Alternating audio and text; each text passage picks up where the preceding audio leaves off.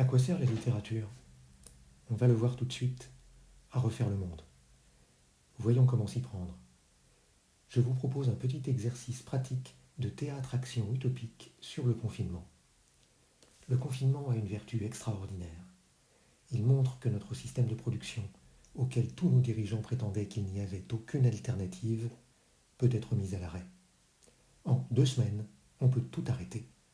Les avions, les camions, le travail, les bouchons, le bruit, etc. Or, si on peut arrêter la production, on doit pouvoir la réorienter au moins aussi facilement. Beaucoup de gens se sont mis à rêver. Travailler moins, jardiner plus, écouter le chant des oiseaux, lire des romans, prêter attention à ses voisins, jouer de la musique au balcon, créer des réseaux d'entraide et de partage dans son immeuble ou dans son quartier. C'est le moment de se poser quelques questions. On peut le faire en groupe, sous la forme d'un petit théâtre-action.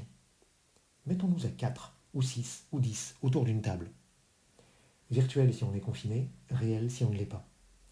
Il y a 6 questions qui font une pièce en 6 actes, où tout le monde est à la fois acteur et spectateur. Notre salon est une scène, et la pièce qui s'y joue est la réalité. Allons-y. Question 1. Quelles sont les activités maintenant suspendues dont je souhaite qu'elles ne reprennent pas? C'est la question la plus importante. Il faut y consacrer aussi longtemps qu'on peut. Laissons les idées venir. Bavardons, faisons le point, et tout en parlant, chacun note ses idées sur une feuille et on fait tourner les listes. Laissons infuser l'imagination. Quels sont les métiers nuisibles? Les commerces superflus? Les loisirs inutiles? Les objets dont on peut se passer sans mal? On a beaucoup d'idées? Tant mieux. On y passe la soirée et on laisse les autres questions pour le lendemain. Question 2. Pour chacune des réponses à la question 1, petit a. Pourquoi cette activité m'apparaît nuisible? Petit b.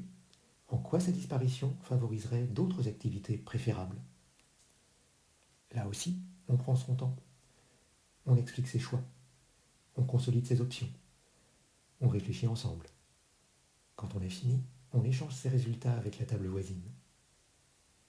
Question 3. Quelles mesures imaginer pour que les travailleurs qui ne pourront plus continuer dans les activités supprimées puissent se tourner vers d'autres activités? C'est la question à laquelle les utopies ne répondent pas, en général.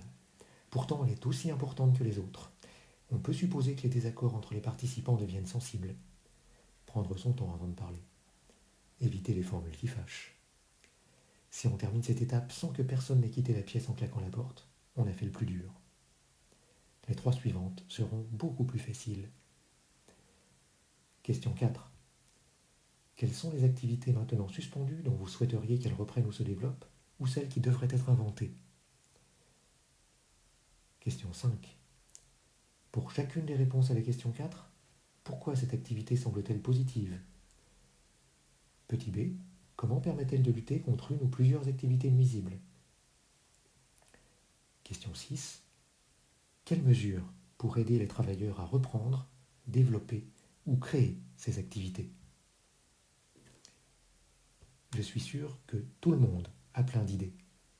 Imaginons 10, 100, 1000 petits théâtres-actions où on se pose ces questions et qui aboutissent à la publication des résultats sur les réseaux sociaux, sur les murs de nos places et qu'on s'échange dans les cafés rouverts. Ce seront les cahiers de doléances de 2020 et l'imagination d'un nouveau monde à faire advenir depuis la fiction dans la réalité.